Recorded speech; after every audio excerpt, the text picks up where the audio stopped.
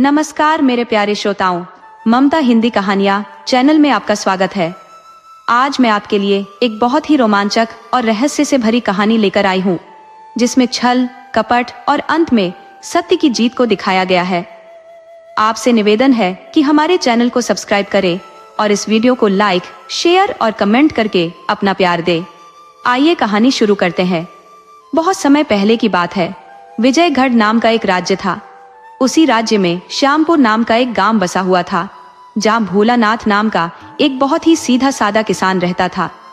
वह अपनी पत्नी रमा के साथ सुख से अपना जीवन बिता रहा था। भोलानाथ के पास खेती के लिए उपजाऊ जमीन थी और एक सुंदर फलों का बगीचा भी था। उसे दूध दही का बहुत शौक था, इसलिए उसने घर पर 4 भैंसें भी पाल रखी थी। घर में केवल 2 ही लोग थे, इसलिए उनके यहाँ दूध की कोई कमी नहीं थी, मानो दूध की नदी बहती हो। उस जमाने में गांवों में दूध दही कोई खरीदता नहीं था, क्योंकि लगभग सभी लोग किसानी करते थे और हर घर में गाय या भैंस जरूर होती थी। कोई बहुत ही आलसी व्यक्ति होता था जो जानवर नहीं पालता था, तो उसका काम भी आस पड़ोस वालों की मदद से चल जाता था। भोलानाथ का एक पड़ोसी था जिसका नाम चतुर्भुज था। वह बहुत ही आलसी और मक्कार था। उसके पास न तो अपनी जमीन थी और न ही कोई जानवर। फिर भी वह अपनी पत्नी के साथ गांव में बड़े आराम से रहता था और अपनी चालाकी से खाने पीने का इंतजाम कर लेता था। गांव के सभी किसान दिन भर अपने कामों में लगे रहते थे। शाम को जब वे थक हार कर घर लौटते तो उन्हें किसी से मिलने जुलने का समय ही नहीं मिलता था। वे अपने घर में ही आराम करते थे। लेकिन चतुर्भुज दिन भर खाली रहता था। वह दिन भर झूठी खबरें बनाता, किसी की चापलूसी करता तो किसी की बुराई करके अपना जुगाड़ बना लेता था। वह दीनदयाल के पास जाकर कहता, भैया, भोलानाथ से बचकर रहना, वह हर समय तुम्हारी बुराई करता रहता है। वह तुम्हारे पीछे हाथ धोकर पड़ा हुआ है। जब दीनदयाल यह जानने की कोशिश करता कि भोलानाथ ने आखिर उसके बारे में क्या कहा है, तो चतुर्भुज बहाना बनाता, मैं दिन भर का भूखा हूँ, बिना खाए पिए तो मेरे मुंह से आवाज भी नहीं निकल रही। मैं घर जाकर कुछ खा पी कर आता हूँ, फिर तुम्हें सारी बात बताता हूँ। दीनदयाल को आगे की बात जानने की जल्दी रहती थी। वह सोचता कि अगर चतुर्भुज चला गया तो पता नहीं वापस आएगा भी या नहीं। इसलिए वह कहता, अरे चतुर्भुज भाई, तुम अपने घर भोजन करने क्यों जाओगे? ये घर भी तो तुम्हारा ही है। आओ मेरे साथ बैठकर भोजन करो, फिर हम आराम से बातें करेंगे। इस तरह उसे दीनदयाल के घर मुफ्त का भोजन मिल जाता। खाना खाने के बाद चतुर्भुज कुछ नमक मिर्च लगाकर भोलानाथ की झूठी बातें दीनदयाल को सुनाता, जिसे सुनकर दीनदयाल गुस्से से भर जाता।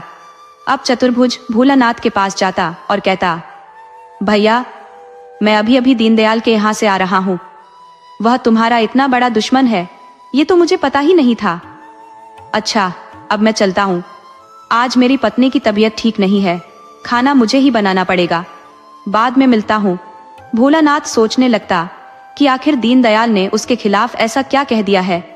अगर चतुर्भुज चला गया तो ये बात कौन बताएगा? अब उससे आगे की बात जाननी है तो उसकी पत्नी के लिए भोजन का इंतजाम करना पड़ेगा, वरना वह चला गया तो फिर लौटकर नहीं आएगा।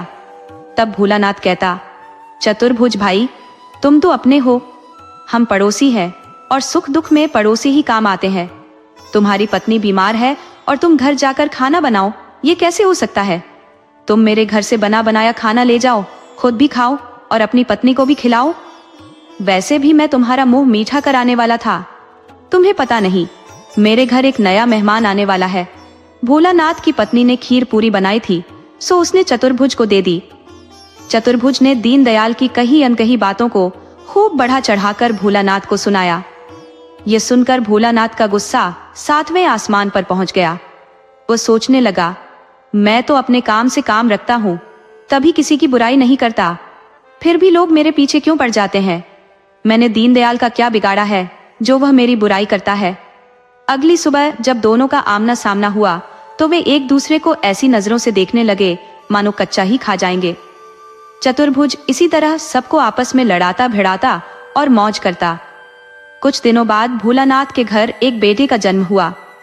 भोलानाथ बोला, मैं अभी बाबा जी के पास जाकर बेटे का नामकरण करा लेता हूँ। उसकी पत्नी बोली, क्यों पागल हो रहे हो? बच्चा तुम्हारा है, किसी बाबा का नहीं। इसका नाम हम खुद रखेंगे, और अगर इसका भविष्य जानना है तो किसी सच्चे महात्मा से पूछ लेंगे। समझदार बनो और लुटने से बचो। भोलानाथ को पत्नी की बात समझ में आ गई कि अपनी मेहनत की कमाई मुफ्त में लुटाना ठीक नहीं है। आजकल तो लुटेरे गली गली में अलग अलग भेष में घूमते हैं, अगर सावधान न रहो तो सब कुछ लूट कर ले जाएंगे। भोलानाथ ने अपने बेटे का नाम मोहन रख दिया। ये बात सुनकर गांव का ढोंगी बाबा परमानंद आग बबूला हो गया। वो सोचने लगा, मैं गांव में सबका नामकरण करता आया हूं, और इस भोलानाथ की इतनी हिम्मत कि उसने खुद ही अपने बेटे का नाम रख दिया। उसके साथ बहुत बुरा होगा। 1 महीने में उसका बेटा मर जाएगा। उसने गांव में घूम घूम कर ये बात फैलानी शुरू कर दी। उसका चेला चतुर्भुज भला कहां पीछे रहने वाला था। उसने भी इस बात को खूब बड़ा चढ़ाकर पूरे गांव में फैला दिया। जब भोलानाथ ने यह सुना तो वह घबराया हुआ अपनी पत्नी के पास आया और बोला, तुमने तो अनर्थ कर दिया, परमानंद बाबा को नाराज कर दिया। वह गांव में घूम घूम कर कह रहे हैं कि हमारा बेटा 1 महीने में मर जाएगा। तब उसकी पत्नी बोली, आप भी कैसी बिना सिर पैर की बातों पर यकीन कर लेते हैं। किसी के चाहने से कुछ नहीं होता। किसकी मौत कब लिखी है ये कोई नहीं जानता। हो सकता है 1 महीने बाद परमानंद बाबा की ही मौत हो जाए। हर चीज की एक सीमा होती है, किसी की बुराई की भी एक सीमा होती है। आप बहुत भोले हैं, समझते नहीं। भोलानाथ बोला, तुम फालतू की बकवास करती हो। तुम तो हर किसी से लड़ने को तैयार रहती हो। अच्छा हुआ भगवान ने तुम्हारे सिर पर सींग नहीं दिए, वरना तुम पागलों की तरह सब पर हमला करती फिरती। अब ये सब बातें छोड़ो और चलकर परमानंद बाबा के पैरों में गिरकर माफी मांग लो। शायद वह हमारे बेटे को लंबी उम्र का आशीर्वाद दे दे। पत्नी बोली, मैं उस दुष्ट का मुंह नहीं नोच लूंगी। अगर वह मुझे यहाँ दिख गया तो गर्म चिमटे से दाग दूंगी। आप लोग नहीं जानते कि वह कितना बदमाश आदमी है। जब गांव के सभी मर्द काम पर चले जाते हैं तब वह गांव में घूमने निकलता है। वह औरतों से गंदी गंदी बातें करता है। उसकी नजर बहुत खराब है। वह हर औरत को बुरी नजर से घूरता है। भोलानाथ बोला, तुम अपनी बात को सही साबित करने के लिए परमानंद बाबा पर झूठा आरोप लगा रही हो। मैं जानता हूं कि वह बुरे आदमी नहीं है। तुम चलकर उनसे माफी मांग लो, नहीं तो मैं तुम्हें घसीट कर उनके पास ले जाऊंगा। दरवाजे पर खड़ी दाई उन दोनों की बातें सुन रही थी। वह बोली, भोलानाथ, तुम परमानंद को नहीं जानते। तुम्हारी पत्नी जो भी कह रही है वह सच कह रही है। तुम अपनी ही पत्नी को नीचा क्यों दिखाना चाहते हो? तुम्हें तो अपनी पत्नी की गलती पर भी उसका साथ देना चाहिए, लेकिन यहाँ तो वह बिल्कुल भी गलत नहीं है। परमानंद एक पोंगा बाबा है, वह महापाखंडी है। उसे धूर्तता के सिवा कुछ नहीं आता। अगर तुम्हें सच जानना है तो कल दोपहर में खेत से घर आ जाना, फिर गांव में घूम कर देख लेना। परमानंद तुम्हें बदनाम औरतों के बीच बैठकर रस भरी बातें करते हुए मिल जाएगा। तुम उसकी बातों पर विश्वास मत करो। अगर तुम्हें बच्चे की इतनी ही चिंता है तो कल गांव के मंदिर में एक सच्चे महात्मा आने वाले हैं। वह किसी के घर में प्रवेश नहीं करते, किसी स्त्री को छूते नहीं है और हर समय भगवान का नाम जपते रहते हैं। वह किसी से कोई दान दक्षिणा भी नहीं लेते। वह जंगल में रहते हैं और फल फूल खाकर अपना गुजारा करते हैं। तुम खुद अपने बच्चे को गोद में उठाकर ले जाना और उनसे बच्चे का भविष्य पूछ लेना। भोलानाथ को लगा कि दाएं की बात सही है। उसे अपनी पत्नी का अपमान नहीं करना चाहिए। वह दूसरे दिन काम पर नहीं गया। उसने पता लगाया कि महात्मा जी मंदिर में कब आते हैं। उसे पता चला कि महात्मा जी तो आधी रात में ही मंदिर आ गए थे और अब कुछ ही देर में जाने वाले हैं। भोलानाथ जल्दी से बच्चे को लेकर मंदिर पहुंचा। उस समय महात्मा जी के पास कोई नहीं था। भोलानाथ ने महात्मा से कहा, महात्मा जी, इस बच्चे का भविष्य देख दीजिए। हमारे गांव का परमानंद बाबा कहता है कि यह बच्चा 1 महीने में मर जाएगा। महात्मा ने बच्चे को बड़ी गौर से देखा और बोले, 1 महीने में इसका दुश्मन मरेगा। तुम फालतू की बातों को छोड़ो। इस बालक को 12 साल तक कोई खतरा नहीं है, लेकिन उसके बाद एक बहुत भयानक ग्रह है। इसकी अच्छी बुरी जिंदगी का फैसला तुम्हें करना होगा। 12वां साल इसकी जिंदगी का चौराहा है। अगर तुमने इसे एक रास्ता दिखा दिया तो यह 100 साल तक सुख से जीएगा, और अगर दूसरा रास्ता पकड़ा दिया तो इसकी आधी जिंदगी तो सुख से बीतेगी, लेकिन बाकी की आधी जिंदगी बुरे कामों में गुजरेगी और अंत में इसे भयानक मौत मिलेगी। इसलिए हर हाल में पहला रास्ता ही चुनना। इसका विवाह 12वें साल में ही करा देना। अगर तुम्हें सीधी तरह से पत्नी न मिले तो खरीद कर भी ला देना, मगर इसे कुंवारा हरगिज मत छोड़ना। आगे सब अच्छा होगा। अब इसका भला बुरा तुम्हारे हाथ में है। अब तुम घर जाओ। भोलानाथ घर आया और अपनी पत्नी से बोला, मुझे माफ कर दो। मैं उस परमानंद को ही बहुत बड़ा महात्मा समझ बैठा था, लेकिन मंदिर वाले महात्मा ने साफ कर दिया कि परमानंद एक ढोंगी है। उन्होंने बताया है कि हमारा बेटा नहीं मरेगा। भोलानाथ ने अपनी पत्नी को सारी बातें बताई। इधर भोलानाथ के बेटे के जन्म को 1 महीना पूरा हो गया था। परमानंद एक पेड़ के नीचे बैठकर कह रहा था, अब कुछ ही देर में भोलानाथ का बेटा मर जाएगा। वह एक औरत से पानी मांगकर पीने लगा कि पानी उसके गले में अटक गया। उसकी सांस उल्टी चलने लगी। सांस बाहर तो आ रही थी पर अंदर नहीं जा रही थी। थोड़ी ही देर में परमानंद तड़प तड़प कर मर गया। दूसरे के मरने की घोषणा करने वाला खुद ही मर गया। भोलानाथ को महात्मा की बात सच होती दिख रही थी। उन्होंने कहा था कि 1 महीने में उसके बेटे का दुश्मन मर जाएगा, और वह मर गया। उसने अपनी पत्नी से कहा, देखो महात्मा ने कहा है तो हमें हर हाल में बेटे का विवाह 12 साल में कर देना है। मैं तुम्हें यह बात इसलिए बता रहा हूँ क्योंकि मुझे समय, दिन, तारीख, महीने, साल कुछ भी याद नहीं रहता। तुम गिनती करके रखना। बेशक बेटे का विवाह जल्दी हो जाए, पर समय सीमा नहीं बीतनी चाहिए। पत्नी बोली, आप इसकी चिंता छोड़ दीजिए, मैं ध्यान रखूंगी। अब यह बात औरतों की थी, और औरत के पेट में कोई बात ज्यादा देर तक नहीं टिकती। बात मन में हलचल मचा देती है तो औरत उस बात को अपनी सहेली या पड़ोसन को बताकर अपना मन हल्का कर लेती है। भोलानाथ की पत्नी ने अपने बेटे वाली बात अपनी पड़ोसन को बता दी, जो कि चतुर्भुज की पत्नी थी। पत्नी के जरिए यह बात चतुर्भुज को भी पता चल गई। ये सुनकर वह जल भुन गया कि भोलानाथ के बेटे का विवाह हो जाएगा। ये कैसे संभव है? उसकी पत्नी बोली, आप उसके बेटे की बात छोड़िए, अपने बारे में सोचिए। हमारी अपनी कोई औलाद नहीं हुई, जबकि आस पड़ोस की सभी औरतें बच्चों वाली हैं। किसी के 2 तो किसी के 3 बच्चे हैं, और मेरे पास एक बेटी भी नहीं है। अब आप यह धोखेबाजी और चुगली करना छोड़ दीजिए।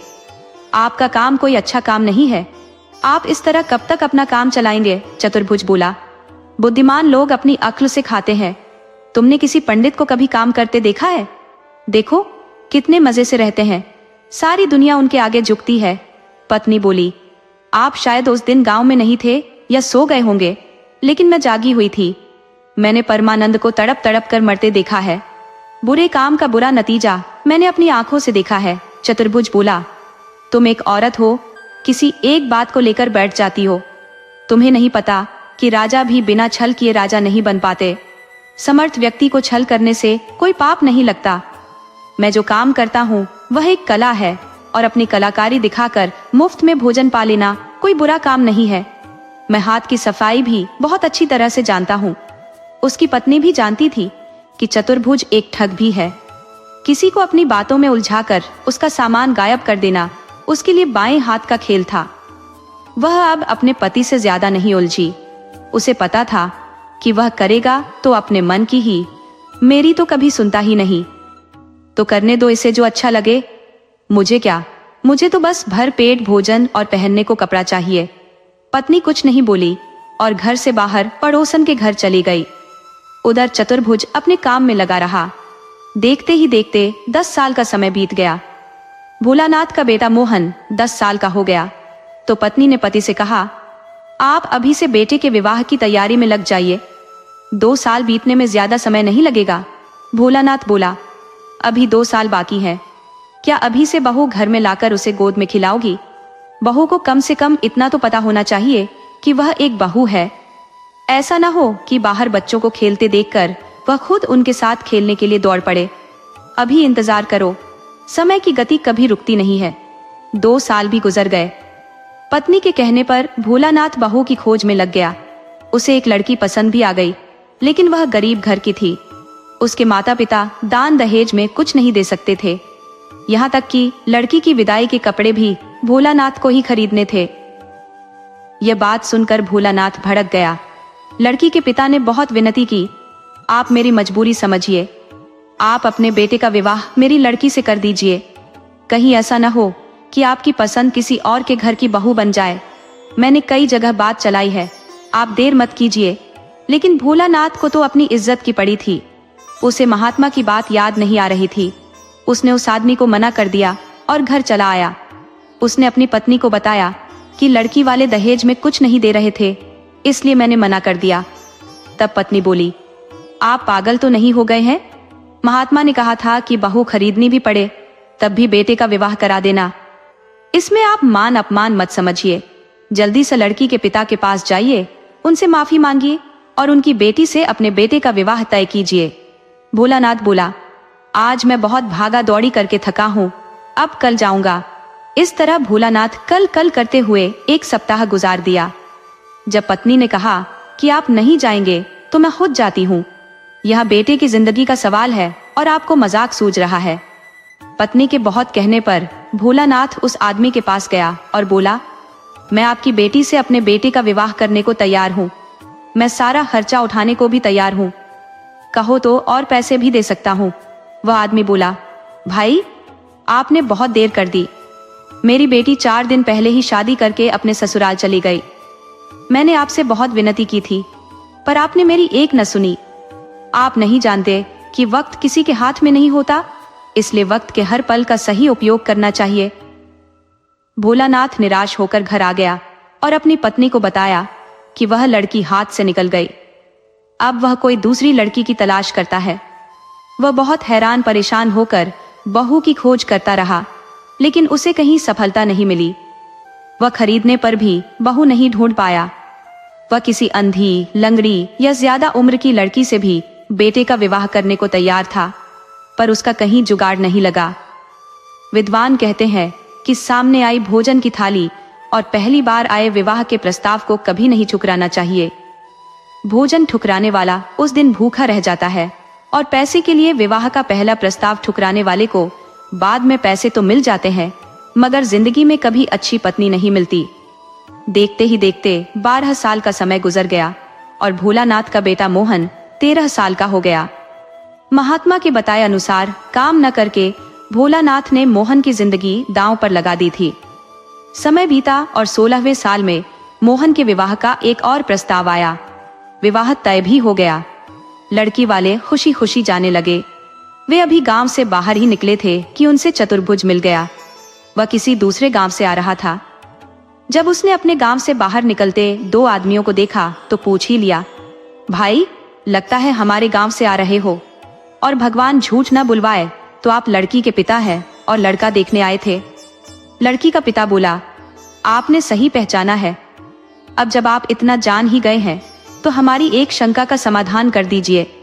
मैंने भोलानाथ के बेटे को अपनी बेटी के लिए पसंद किया है।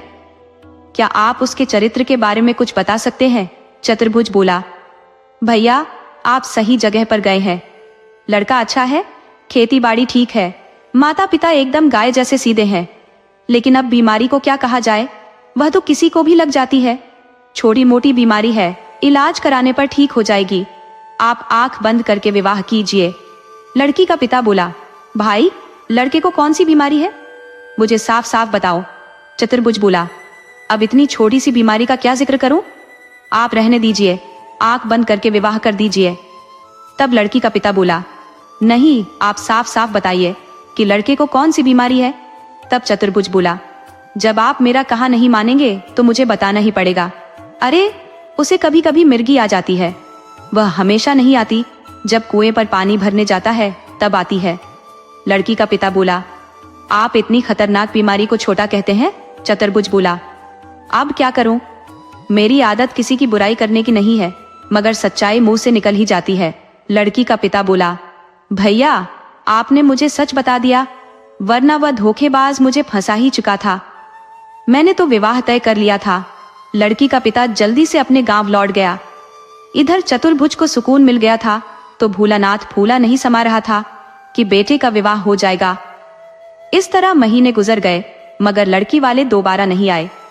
तो पता लगाने के लिए भोलानाथ खुद उनके गांव गया और पूछा, भाई क्या हुआ, आप लोग आए नहीं?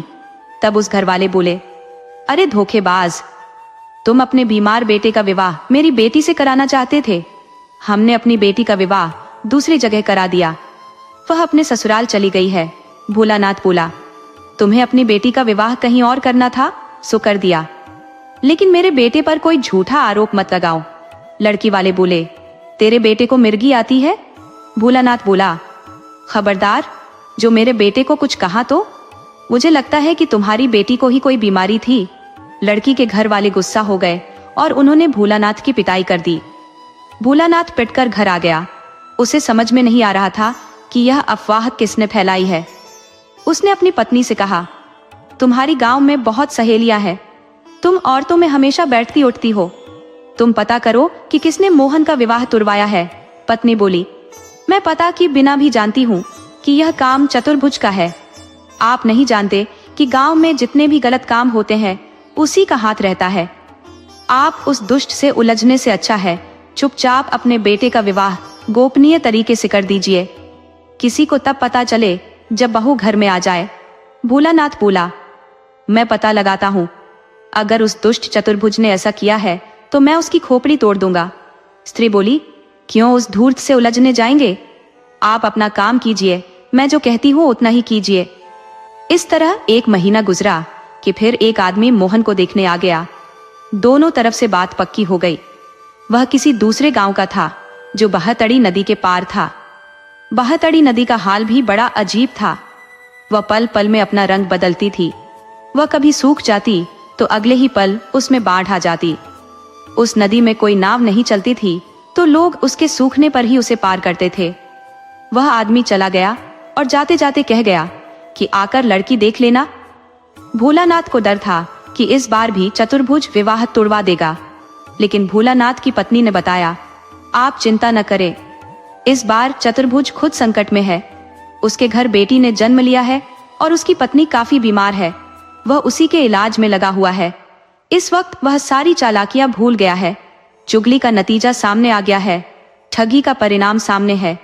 2 दिन बाद ही भोलानाथ और रमा बहू देखने उस गांव पहुंच गए। जब वे गए थे तो नदी सूखी थी। लड़की देखकर जब लौटे तब भी नदी सूखी थी तो वे उसे पार करने लगे, मगर दोनों का भाग्य खराब था। आधी नदी में पहुंचते ही बाढ़ आ गई और दोनों डूबकर बह गए। 2 दिन तक जब माता पिता का कोई पता नहीं चला तो मोहन ने पता किया। उसे जानकारी मिली कि उसके माता पिता नदी में डूब गए हैं। उधर चतुर्भुज की पत्नी भी मर गई। चतुर्भुज अब नवजात बच्ची का क्या करे?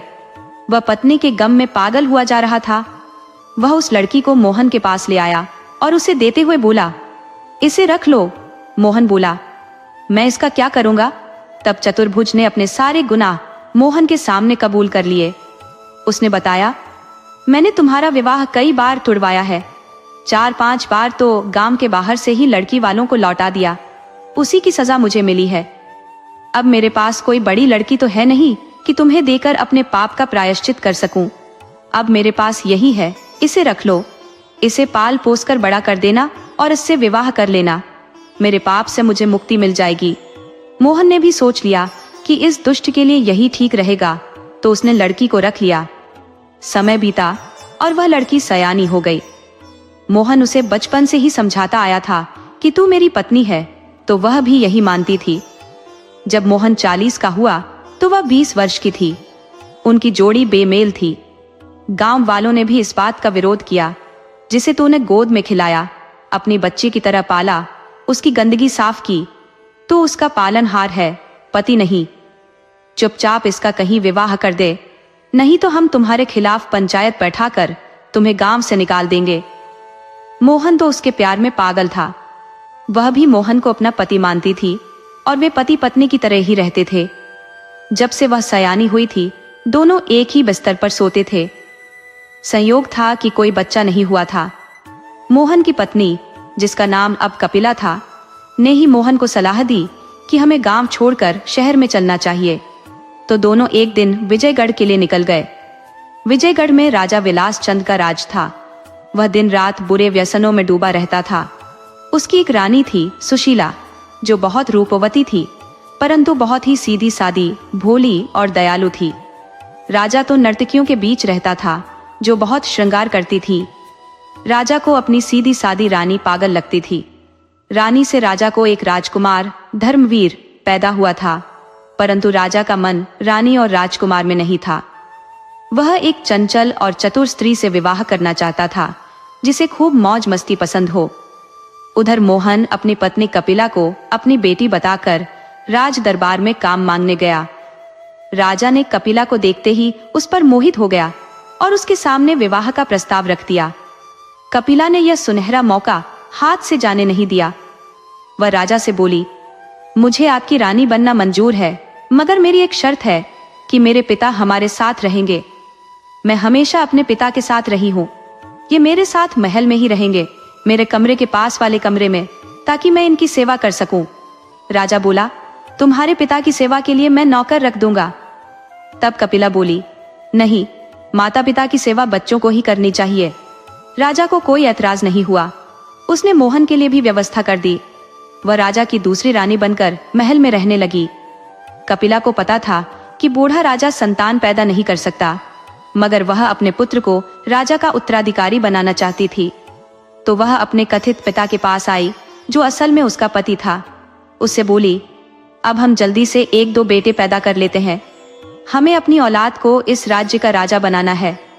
राजा रानी के साथ रात को सोता तो था, मगर उसमें दम नहीं था। इस बात को राजा अच्छी तरह जानता था, मगर फिर भी दिखावा करता था। इस तरह दिन गुजरे। कोई 1 साल बीत गया तो छोटी रानी ने जुड़वां बच्चों विक्रम और विशाल को जन्म दिया। राजा बड़ी उलझन में पड़ गया कि ये बच्चे कैसे पैदा हो गए, जबकि उसने रानी के साथ कुछ किया ही नहीं। उसने रानी से पूछा, ये सब कैसे हुआ? तो रानी बोली, आप चिंता न करें और न ही कोई शक करे। ये बच्चे आपके ही हैं।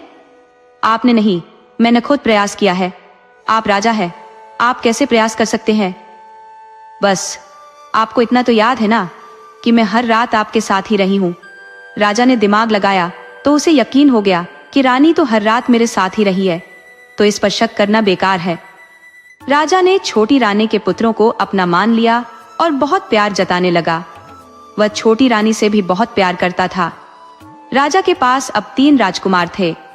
बड़ा राजकुमार धर्मवीर बिल्कुल अपनी मां पर गया था, बहुत सीधा साधा था, और दोनों छोटे राजकुमार अपनी मां पर गए थे, बहुत चंचल और धूर्त थे। जब राजकुमार थोड़े बड़े हुए तो राजा ने तीनों को गुरुकुल में पढ़ने भेज दिया, परंतु दोनों छोटे भाई बड़े राजकुमार से बहुत जलते थे। एक दिन तो दोनों ने बड़े राजकुमार के हाथ पैर बांधकर उसे एक कुएं में फेंक दिया। संयोग से एक शिष्य ने यह देख लिया और गुरु को बताया। गुरुदेव, दोनों छोटे राजकुमारों ने बड़े राजकुमार को कुएं में फेंक दिया है। गुरुदेव दोनों राजकुमारों पर बहुत गुस्सा हुए और धमकी दी, आगे से ऐसी गलती की तो गुरुकुल से निकाल दिए जाओगे। मैं तुम लोगों की यह गलती राजा तक पहुंचाता हूं। गुरुदेव ने राजा से इस बात की शिकायत कर दी, मगर राजा पुत्र मोह में अंधा था। उसने दोनों राजकुमारों को डांटना भी ठीक नहीं समझा। धीरे धीरे समय बीतता गया। गुरुकुल की पढ़ाई पूरी करके तीनों राजकुमार राजभवन लौट आए। राजा के दरबार का नियम था कि बड़ा राजकुमार ही गद्दी पर बैठ सकता है, लेकिन राजा छोटी रानी के दबाव में था। राजा के मन में अपना उत्तराधिकारी बनाने का विचार कई दिनों से चल रहा था, परंतु वह निर्णय नहीं कर पा रहा था कि किसे बनाए। राजा चाहता था कि छोटी रानी के दोनों बेटों में से किसी एक को ही उत्तराधिकारी बनाए, और छोटी रानी का भी राजा पर यही दबाव था। वह नहीं चाहती थी कि बड़ा राजकुमार राज दरबार में कोई छोटा सा पद भी पाए, परंतु राज दरबार के कुछ नियम थे जिसे राजा अनदेखा नहीं कर सकता था। एक रात राजा सोया हुआ था तो उसने एक सपना देखा। सपने में एक सोने, चांदी, हीरे मोती का पेड़ था, जिस पर एक सुनहरा तोता बैठा था। जब तोता इंसानों की तरह हंसता तो वह पेड़ भी हंसने लगता, और जब तोता रोता तो पेड़ भी रोने लगता था। राजा की नींद अचानक खुल गई। राजा सोचने लगा कि यह कैसा अजीब सपना था।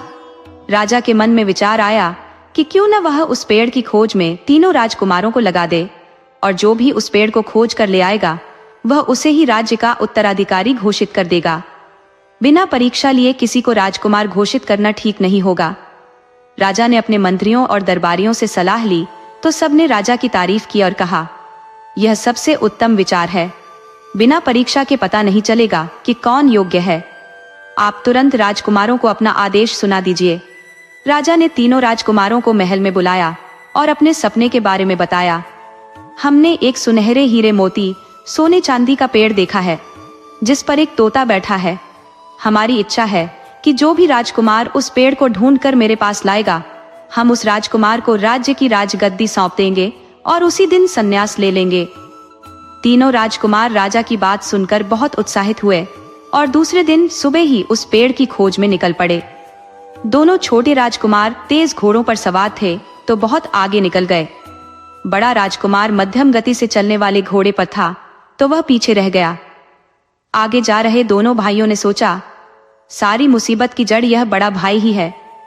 अगर यह हमारे रास्ते में नहीं होता तो इस पेड़ को खोजने की जरूरत ही नहीं पड़ती। हमें परीक्षा देने की क्या जरूरत थी। अब हमें किसी तरह इस दुष्ट को रास्ते से हटाना होगा। ये पीछे अपनी धुन में आ रहा होगा, हम अभी इसका काम तमाम कर देते हैं। दोनों को जोरों की प्यास लगी थी तो वे एक कुएं पर रुककर पानी पीने लगे। तभी पीछे से बड़ा राजकुमार भी आ पहुंचा। दोनों छोटे भाइयों ने इशारों इशारों में ही बात कर ली कि चलो इसे उठाकर इसी कुएं में फेंक देते हैं। जब बड़ा भाई कुएं से पानी निकालकर पीने लगा तो दोनों ने उसे उठाकर कुएं में फेंक दिया और आगे बढ़ गए। पास में ही एक ग्वाला गाय चरा रहा था। वह यह सारा तमाशा देख रहा था। वह बहुत हैरान हुआ कि ये दोनों कितने निर्दयी हैं। शायद ये तीनों भाई हैं और वह सौतेला है, इसलिए इसे मारना चाहते हैं। ग्वाले ने दोनों के जाते ही कुएं के पास आकर रस्सी डालकर राजकुमार को बाहर निकाल लिया। ग्वाले ने राजकुमार से पूछा, आखिर आपके भाइयों ने आपको कुएं में क्यों धकेल दिया? तब राजकुमार ने बताया, ये दोनों मेरे सगे भाई नहीं बल्कि सौतेले भाई हैं और मुझसे मेरा अधिकार छीनना चाहते हैं। मेरे पिता ने एक पेड़ की तलाश करने के लिए भेजा है। जो भी उस पेड़ की तलाश करके राजा के पास ले जाएगा, राजा उसे गद्दी सौंप देंगे। आप जंगल में रहते हैं, जंगल की हर पेड़ के बारे में आपको पता होगा। क्या आपने कभी जंगल में सोने चांदी का बना सुनहरा पेड़ देखा है? तब ग्वाला बोला, राजकुमार, कहीं सोने चांदी का पेड़ नहीं होता। हमने आज तक नहीं देखा, मगर कहानियों में ऐसा होता है। मेरे दादा की कहानियों में सुनहरे पेड़ होते थे, एक सुंदर परी होती थी। अब यह सच में है या नहीं मैं नहीं जानता। वैसे पेड़ के बारे में कोई महात्मा ही बता पाएंगे। आगे जंगल में एक महात्मा तपस्या कर रहे हैं, आप जल्दी से उनसे मिलिए। राजकुमार महात्मा के पास गया और उनसे अपनी बात बताई तो महात्मा ने वैसे पेड़ की जानकारी देने में असमर्थता जताई और बोले, यहाँ से 5 कोस की दूरी पर मेरे गुरु तपस्या कर रहे हैं, वही इस तरह के पेड़ की जानकारी दे सकते हैं। राजकुमार उस गुरु के पास पहुंच गया। उन्होंने भी इस तरह के पेड़ होने से अनभिज्ञता जताई और बोले, आप मेरे गुरु के पास जाइए, वही सही जानकारी दे पाएंगे। वे यहाँ से थोड़ी दूरी पर एक गुफा में रहते हैं। राजकुमार बिना देर किए उस गुरु के पास पहुंच गया। उस गुरु ने राजकुमार को बताया, इस पृथ्वी लोक में तो वैसा कोई पेड़ नहीं है, परंतु परियों का एक अलग लोक है, तुम्हें वहीं इस तरह का पेड़ मिल जाएगा। राजकुमार बोला, महात्मन, मैं परलोक में जाऊंगा कैसे? महात्मा बोले, तुम मेरी सहायता से परिलोक में जाओगे। मेरे पास एक दिव्य मणि है, मैं वह मणि तुम्हें दे रहा हूं। तुम उसे गुप्त रूप से कहीं छुपा लो और उसके बाद तुम जो भी इच्छा करोगे, तुम्हारी हर इच्छा पूरी होती जाएगी। मगर ध्यान रहे, वापस आने पर वह मणि मुझे लौटा देना। राजकुमार ने वैसा ही किया। उसने परिलोक की इच्छा की तो वह परिलोक पहुंच गया। वहां उसे कोई रोकने वाला नहीं था। वहां उसे एक खूबसूरत परी मिली जो उसके स्वागत में पहले से ही आंखें बिछाए खड़ी थी। उसे राजकुमार का वर्षों से इंतजार था। वह राजकुमार से मिलने के लिए बेचैन थी। ऐसा एक शाप की वजह से हुआ था। उस परी ने बताया, आप जिस पेड़ की खोज में आए हैं वह कोई पेड़ नहीं बल्कि मैं खुद हूं। मैं खुद उस तरह के पेड़ का रूप धारण करती हूं। राजकुमार ने कहा, आपसे निवेदन है कि आप मेरे साथ चलकर मेरे पिता के सामने एक बार पेड़ बनकर दिखा दे, उसके बाद आप वापस आ जाना। परी बोली, क्षमा करें राजकुमार, हम पृथ्वी लोक में ऐसा नहीं कर सकती। ऐसा करते ही मैं एक साधारण स्त्री बन जाऊंगी और फिर 100 साल तक श्राप के कारण साधारण स्त्री बनकर ही रहना पड़ेगा। ये सुनकर राजकुमार बहुत उदास हो गया और बोला, मेरे भाग्य में राजा बनना नहीं लिखा है। मेरा दुर्भाग्य है कि बड़ा राजकुमार होते हुए भी मैं राजा नहीं बन पाऊंगा। उसे उदास देखकर परी बोली, आप उदास ना हो राजकुमार, एक शर्त पर हम तुम्हारे साथ चलने को तैयार हो सकती है कि आप पहले मुझसे विवाह कर लें। मैंने सुना है कि धरती लोक पर लोग कई स्त्रियों से दिल लगा लेते हैं और अपना मतलब पूरा होने पर उन्हें छोड़ देते हैं, लेकिन वहां विवाह हो जाने पर जीवन भर स्त्री का साथ निभाना पड़ता है। अगर मैं इसी तरह आपके साथ चली गई तो क्या पता कि साधारण स्त्री बन जाने पर तुम मुझे पहचानो ही ना। राजकुमार बोला, मैं आपकी शर्त मानने को तैयार हूँ। परी ने राजकुमार से विवाह कर लिया और उसके साथ पृथ्वी लोक चली आई। राजकुमार मणि लौटाने तीसरे गुरु के पास गया। उसने मणि लौटा दी तो गुरु ने राजकुमार को एक छड़ी दी और बताया, तुम अपने साथ परे लेकर जा रहे हो। वैसे तो अब यह तुम्हारी पत्नी है, लेकिन यह पृथ्वी लोक है। यह दूसरे की स्त्री और धन पर लोगों की नीयत खराब हो जाती है। वे तुमसे परी को छीनने की कोशिश करेंगे। ये कोई साधारण चीज नहीं है, इसके लिए साधु संत भी अपना ईमान खो देंगे। तुम्हारे भाई बंधु भी तुम्हें मार डालना चाहेंगे, लेकिन मैं जो छड़ी दे रहा हूँ वह कोई साधारण लकड़ी नहीं है। ये एक चमत्कारी छड़ी है। ये छड़ी परी की रक्षा करेगी। अगर तुमसे कोई परी छीन भी लेता है तो ये छड़ी उसे वापस ला देगी। छड़ी से मांग करोगे तो परी तुम्हारे सामने आकर खड़ी हो जाएगी। तुम इसे अपने साथ रखना। ये कई तरह की मुश्किलों में तुम्हारा साथ देगी। ये भोजन, पानी, घर बार सब कुछ देगी। दुनिया की हर चीज सामने ला देगी। अब इस छड़ी का कितना वर्णन करूं, जब तुम इसका उपयोग करोगे तो खुद समझ जाओगे। राजकुमार वहां से छड़ी और परी को लेकर दूसरे नंबर के गुरु के पास गया और उनको प्रणाम कर सारी बात बताई। गुरु ने राजकुमार को परी से विवाह की बधाई दी और एक अक्षय पात्र दिया जिससे कभी खाने की कोई कमी ना हो, एक साथ हजारों लोगों का पेट भर सको। तुम राजकुमार हो, कल राजा बनोगे। अपनी सेना लेकर कहीं आने जाने की जरूरत पड़ेगी। कभी अकाल पड़ेगा तो प्रजा भोजन की मांग करेगी। उस वक्त तुम प्रजा का पेट भर सकोगे। दूसरे गुरु ने राजकुमार को यह भी बताया, तुम पहले गुरु के पास नहीं जाओ तो अच्छा है। किसी मुसीबत में फंस सकते हो। वह व्यक्ति भला नहीं है, वह स्त्री लोलुप है। परी के लिए अपनी तपस्या भंग कर सकता है। राजकुमार बोला, महात्मन, यह शिष्टाचार के खिलाफ होगा। चाहे जो भी हो, हमें पहले गुरु के पास जाना चाहिए। वह परी को साथ लेकर पहले गुरु के पास गया। पहला गुरु बहुत कामी था। परी को देखते ही उसकी काम वासना जाग उठी। वह राजकुमार से बोला, आज की रात के लिए परी को मेरे पास छोड़ दो। राजकुमार बोला, महात्मन, यह तो मेरी पत्नी है, मैंने इनसे विवाह कर लिया है। महात्मा बोला, चाहे जो भी हो, आज की रात तुम्हें परी को मेरे पास छोड़ना ही होगा। राजकुमार परी को छोड़कर आगे बढ़ा। वह जानता था कि महात्मा हमारी परी का कुछ नहीं बिगाड़ पाएगा। वह जब आश्रम से बाहर निकला तो उसने छड़ी से कहा, मेरी परी को मेरे सामने लाओ। परी महात्मा के सामने से गायब हो गई और राजकुमार के सामने प्रकट हो गई। राजकुमार परी को लेकर आगे बढ़ा और चलते चलते वह उस कुएं के पास पहुंचा तो वहां पहले से उसके दोनों सौतेले भाई एक सोने चांदी का पेड़ किसी सुनार से बनवाकर घोड़े की पीठ पर लाद कर खड़े थे। दोनों ने देखा, अरे ये तो जिंदा है और साथ में एक सुंदर स्त्री भी है। तो दोनों के मन में पहले से ही राज्य की कामना तो थी ही। सुंदर परी को देखकर वे काम वासना से घायल हो गए। वे बड़े भाई से बोले, भैया, हमसे गलती हो गई थी जो तुम्हें कुएं में फेंक दिया था। अब हमें बहुत पछतावा हो रहा है। हम तुम्हारे चरणों में पड़कर माफी मांगना चाहते हैं। भोला राजकुमार उनकी बातों में आ गया और उनके सामने खड़ा हो गया।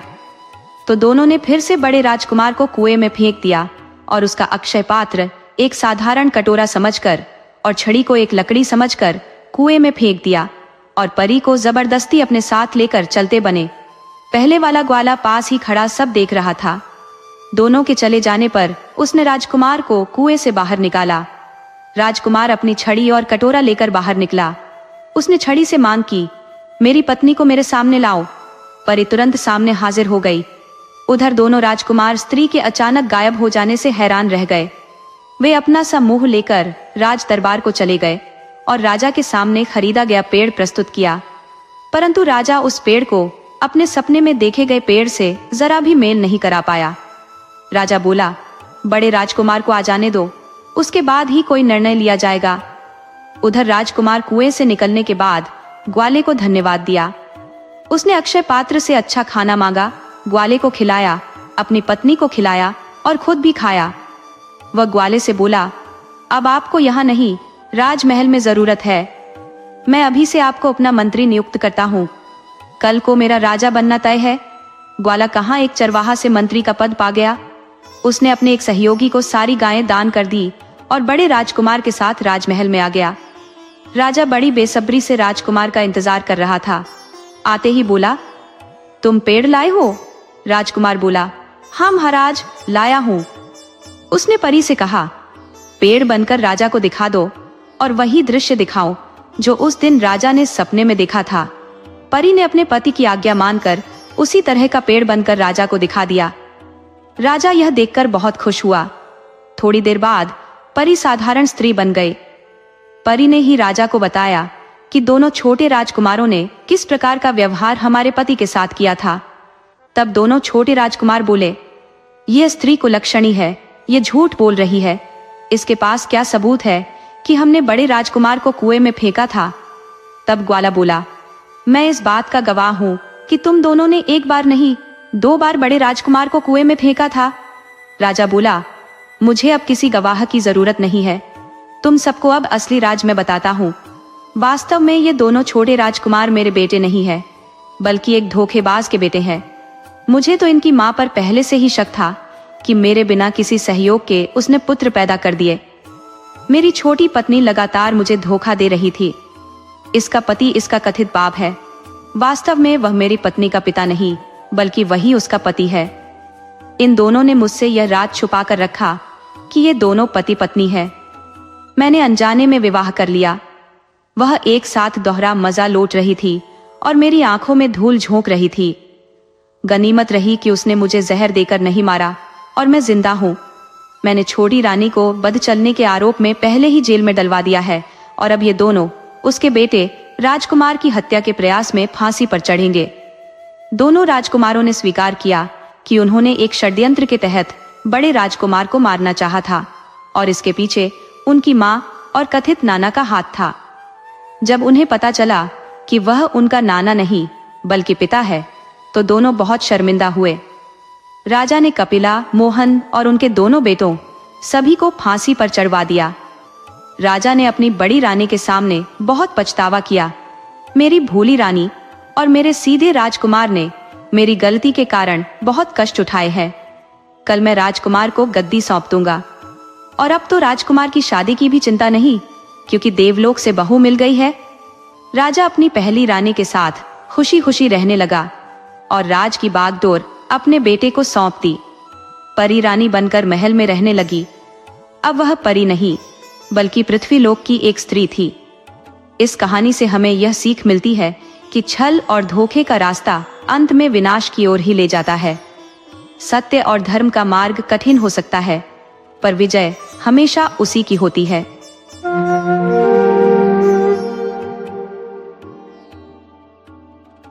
आज मैं आपके लिए एक ऐसी कहानी लेकर आई हूँ जिसमें आपको ईमानदारी, धोखा और बड़ों की सलाह न मानने का नतीजा देखने को मिलेगा। ये कहानी एक सेठ और उसके बेटे की है, जो अपनी अपनी यात्रा में सीखते हैं कि बेईमान लोगों से निपटना कितना मुश्किल होता है और जंगल का सफर कितना खतरनाक हो सकता है। इस कहानी में आपको सीखने को मिलेगा कि लालच की राह हमेशा गड्ढे में ही गिराती है। तो कहानी को आखिर तक जरूर सुनिएगा। कहानी पसंद आए तो लाइक और शेयर करना बिल्कुल मत भूलना और टिप्पणी में राधे राधे जरूर लिखना। तो चलिए अब कहानी शुरू करते हैं। पुराने जमाने में एक नगर था धर्मपुर, जहां दामोदर दास नाम का एक व्यापारी रहता था। उसके साथ उसकी पत्नी और उसका 12 बरस का पुत्र मोहन रहा करता था। दामोदर दास का व्यापार नगर की अपेक्षा गांवों पर आधारित था। वह दूर दूर के गांवों तक अपना सामान बेचा करता।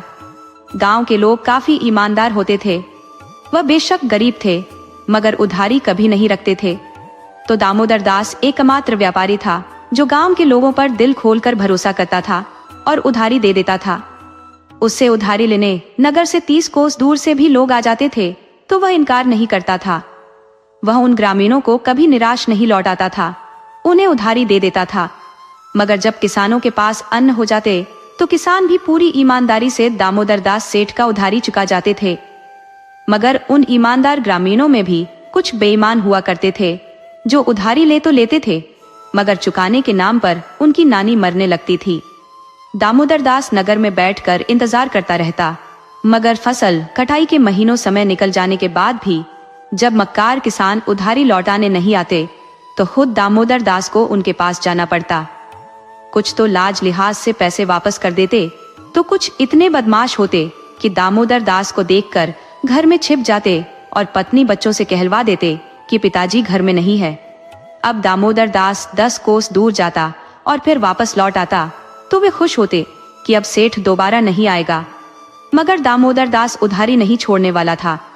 वह दूसरे या तीसरे दिन जरूर पहुंच जाता और घर के इधर उधर दूसरी जगह से छिप कर देखता रहता, और जब वह आदमी निश्चिंत हो घर से निकलता तब उसे पकड़ लेता।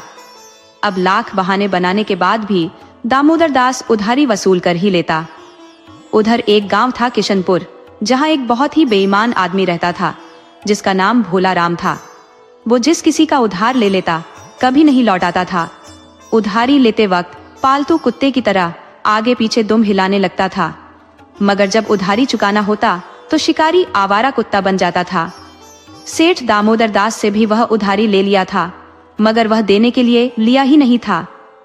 दामोदर दास ने देखा कि भोला राम तो 3 महीने बाद भी पैसा चुकाने नहीं आया है, तो विचार किया कि चलकर उसके गांव किशनपुर से पैसा वसूल लाता हूं। किशनपुर धर्मपुर से 20 कोस की दूरी पर था। बीच में एक 5 कोस का घना जंगल भी था जिसे पार करके जाना होता था। वह जंगल कोई बड़ा नहीं था, मगर काफी खतरनाक था। उसमें जंगली जानवर कम रहते थे, मगर इंसानी जानवर बसेरा बना ली थे। उस जंगल में 3-4 चोर रहा करते थे, जो दिन में तो छिप कर रहते थे, मगर रात होते ही राहगीरों को बेरहमी से लूट लेते थे। यहाँ तक कि सामान नहीं देने वालों की हत्या कर देने में पीछे नहीं हटते थे। इस बात की जानकारी दामोदर दास को थी, तो वह हमेशा दिन के वक्त ही जंगल को पार करता। उसकी कोशिश रहती कि जंगल पार किसी बदमाश आदमी को उधारी दी ही नहीं जाए, क्योंकि कौन जाएगा उतना दूर वसूली करने। मगर भोला राम ने माया जाल फैलाकर रोग आकर दामोदर दास से उधारी ले लिया था। अब दामोदर दास को वह 3 महीने बीत जाने के बाद भी पैसा वापस नहीं किया था, तो दामोदर दास से रहा नहीं गया। वह सोच लिया कि मुझे भोला राम से पैसा वसूलना चाहिए, वरना वह बेईमानी कर गया तो लोगों में इसकी आदत पड़ जाएगी। हालांकि जब सेठ किशनपुर जाने को हुआ तो उसकी पत्नी ने मना कर दिया कि आप वहां जाकर सिर्फ अपना वक्त बर्बाद करेंगे। बेईमान लोग पैसा नहीं देने वाले, ऊपर से जंगल का खतरा है। आप मेरी मानो तो यही नगर में ही अपना कारोबार करो, आसपास के गांवों तक व्यापार करो, मगर बहुत दूर जाकर व्यापार करोगे तो नुकसान ही होगा। क्या जरूरत है बहुत ज्यादा कमाने की? हम थोड़े में भी गुजारा कर सकते हैं, और फिर हमारा कोई बहुत बड़ा परिवार नहीं है, हम कुल मिलाकर 3 लोग ही हैं। दामोदर दास बोला कि भाग्यवान, हम व्यापारी हैं, कम में संतोष नहीं कर सकते। एक अच्छे व्यापारी को उतना तो कमा ही लेना चाहिए कि उसकी 1-2 पीढ़ी निकम्मी भी हुई तो कोई फर्क न पड़े। लोग अपने लिए कम और अपनी औलाद के लिए ज्यादा कमाते हैं, और मैं सिर्फ तगादा करने जा रहा हूँ। वहां कोई लड़ाई थोड़े ही करनी है, दे दिया तब भी ठीक, नहीं दिया तब भी ठीक। हम अब आइंदे से इस बात का ध्यान रखेंगे कि जंगल पार गांव में उधारी नहीं देंगे, अपना कारोबार इधर ही रखेंगे। अब हम भी चाहते हैं कि व्यापार गांव को छोड़कर नगर में ही करें। गांव की अपेक्षा नगर का व्यापार बहुत आसान है। यहाँ किसी एक आदमी को नहीं, बल्कि व्यापारी को उधार देना पड़ता है, और वह समय पर दे देता है, मगर कमाई बहुत कम होती है, जबकि गांव से हम ज्यादा कमा लेते हैं। अब हमें ज्यादा की लालच छोड़नी पड़ेगी। दामोदर दास किशनपुर के लिए निकल गया। उसे वहां जाने में शाम हो गई। हालांकि वह जंगल तक तांगे से गया था, मगर जंगल घना होने के कारण उसमें तांगे का रास्ता नहीं था, तो जंगल में लोग पैदल ही यात्रा करते थे। दामोदर दास पैदल ही जंगल पार कर गया। शाम तक वह किशनपुर चला गया। उस गांव में कई लोग थे जो दामोदर दास के परिचय के थे, मगर दामोदर दास सीधे भोला राम के पास गया कि आज रात उसके घर ही निवास करूंगा, सुबह में उसे उधारी याद दिलाऊंगा। मगर उसे अपनी पत्नी की कही बात याद आई, कभी भी उधारी वसूलने वाले के घर नहीं ठहरना चाहिए, वरना धोखा हो सकता है। तो दामोदर दास ने विचार किया कि पहले हम भोला राम से मिलकर वसूली करते हैं, ठहर तो हम दीनदयाल के भी घर जाएंगे। तो दामोदर दास पहले भोला राम के घर चला गया, तो भोला राम ऐसे मिला जैसे दामोदर दास को देखा ही नहीं हो। दामोदर दास बोला कि भाई भोला राम, मुझे पहचानते हो? भोला राम ने बहुत गौर से देखा और बोला, नहीं भाई, मैंने आपको कहीं नहीं देखा है। आप कहाँ के हो और मेरे पास क्यों आए हो? दामोदर दास बोला कि जब आप मुझे पहचानते ही नहीं हो तो फिर आपसे बात क्या करना। अच्छा, मैं चलता हूँ। वह लौटने को हुआ तो भोला राम बोला कि अरे, जा कहाँ रहे हो? पहले यह तो बताओ कि तुम कौन हो और मेरे पास क्यों आए थे। तब दामोदर दास बोला कि भोला राम, तुम मुझे अच्छी तरह जानते हो, फिर भी बेईमानी पर आ गए हो तो मैं उसके लिए कुछ नहीं कहता। अब बात को यहीं खत्म करो और अपना काम करो। भोला राम बोला, कैसी बेईमानी? तुम कोई ठग तो नहीं हो? दामोदर दास बोला, अब तुम मुझे कुछ भी कह सकते हो, मुझे ठग भी कह सकते हो, मगर असली ठग कौन है ये तुम खुद जानते हो। जब तुम भूखे मर रहे थे, तेरे पास न तो कुछ खाने को था, न खेत में फसल लगाने के पैसे थे, तब दांत निपोड़ कर मेरे पास उधारी लेने धर्मपुर आए थे। मैंने तुम्हें 100 चांदी के सिक्के नकद दे दिए थे, मगर तुम उसे भूल गए हो तो कोई बात नहीं। भोला राम बोला कि तुम कोई पागल तो नहीं हो? मैंने कभी किसी से कोई उधारी नहीं लिया है। किसने देखा है कि हमने तुमसे उधारी ली है? तब दामोदर दास ने बताया कि दीनदयाल और भिखारी ने तुम्हें पैसा लेते देखा है, तुम उनके सामने मेरे से पैसा लिए हो। अगर तुम्हें भूलने और किसी का पैसा हजम करने की बीमारी है तो यह अलग बात है, तुम अपनी तसल्ली के लिए उनसे पूछ सकते हो। वैसे भी जब कह दिए हो कि तुम मुझे पहचानते नहीं, तो मैं भी अपनी उधारी बट्टे खाते में डाल देता हूँ। अब इसका फैसला भगवान के हाथ में है। भोला राम बोला कि तुम मेरे दुश्मनों का नाम ले रहे हो, तुम्हें पता है कि दोनों मेरे विरोधी हैं, इसलिए उनका नाम ले रहे हो। मुझे किसी से कोई पूछताछ नहीं करनी। इससे पहले कि मुझे बहुत गुस्सा आ जाए, तुम यहाँ से चले जाओ और किसी के सामने मेरा नाम मत लेना कि मैंने तुमसे कोई उधारी ली है। दामोदर दास बोला कि हम सेठ साहूकार किसी से लड़ाई नहीं करते, या छोटे मोटे पैसे डूबते रहते हैं। इससे हमें बहुत बड़ी सीख मिलती रहती है कि हर मासूम चेहरा ईमानदारी का सबूत नहीं होता। खूबसूरत चेहरा तो वेश्याओं का भी होता है। अब कोई कुलीन समझकर धोखा खा जाए तो अलग बात है। हम बेईमानों का नाम लिखकर दुकान के आगे लगा देते हैं, इससे भी कई फायदे होते हैं। ईमानदार लोग नाम बदनाम होने के डर से किसी का उधारी नहीं रखते, और पशुपालकों को बेईमान का नाम मुफ्त में मिल जाता है। जब कभी पशुओं के घाव में कीड़े पड़ जाते हैं तो वह पशुपालक बेईमान का नाम लिखकर पशु के गले में बांध देते हैं, उससे कीड़े मर जाते हैं। इतना कह दामोदर दास जल्दी से वहां से चल दिया। हालांकि भोला राम की पत्नी उसे मना कर रही थी कि आपको बेईमानी नहीं करनी चाहिए, आप अपना व्यवहार खराब कर रहे हो, फिर आपको कोई उधारी नहीं देगा। परिस्थितियां हमेशा एक सी नहीं रहती, फिर दोबारा से बुरे दिन आ सकते हैं। भोला राम बोला कि तुम औरत हो, तुम्हें कुछ नहीं पता, इसलिए घर के अंदर जाओ। मैंने कोई गलती नहीं की है। ये सेठ खतरनाक डाकू होते हैं जो मीठे बोल बोलकर लूटते हैं। ये रोज 100 को लूटते हैं। एक दिन मैं लूट लिया तो कोई बुरा नहीं किया। उधर दामोदर दास दीनदयाल के पास आया तो दीनदयाल उसे देखकर बहुत खुश हुआ। उसे अपने बैठक में बैठाया, पीने को पानी दिया तथा पत्नी से बोला कि भाग्यवान, सेठ जी बहुत दूर से चलकर आए हैं, उनका पैर धो दो। पत्नी पानी लेकर आ भी गई थी, मगर सेठ ने मना कर दिया। बोला कि बहन, तुम्हें पति के अलावा दूसरे के पैर नहीं धोने चाहिए। आप घर के अंदर जाओ, मैं खुद अपना पैर धो लूंगा। आप मेरे लिए भोजन का प्रबंध करो, बस मेरे लिए वही काफी है। औरत घर के अंदर चली गई तो दामोदर दास सेठ ने दीनदयाल से बताया कि मैं भोला राम के यहाँ तगादा करने आया था, मगर उसने मुझे पहचानने से ही इनकार कर दिया और मुझे ठग और बेईमान कहने लगा। वैसा मक्कार आदमी मैंने कहीं नहीं देखा। तब दीनदयाल ने बताया कि यह उसका पुराना धंधा है, कभी किसी का लिया पैसा या कोई भी सामान नहीं लौटाता। कोई ऐसा नहीं है जिससे कि वह उधारी न लिया हो, मगर उसने लौटाना सीखा ही नहीं है।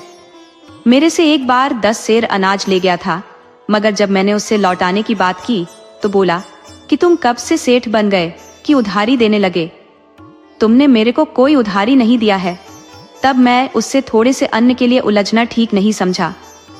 पिछले साल अपने बेटे का ब्याह किया, उसमें डोली के कहार और बाजा वाले आए थे।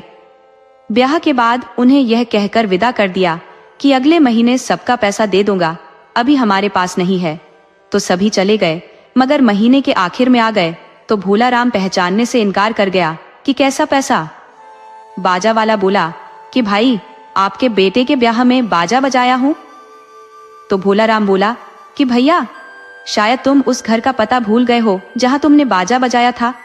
हमारे घर तो कोई बेटा है ही नहीं, तो मैं क्या अपने ब्याह में बाजा बजवाया हूँ। बाजा वाला बोला कि भैया, मेहनत की कमाई है, बेईमानी मत करो, हमारा पैसा दे दो। तब भोला राम लड़ाई पर उतर आया तो बाजा वाला रोता बिलखता चला गया। तभी डोली के कहार भी आ गए। वह अपना पैसा मांगने लगे तो भोला राम ने कहा कि तुम सब पगला गए हो।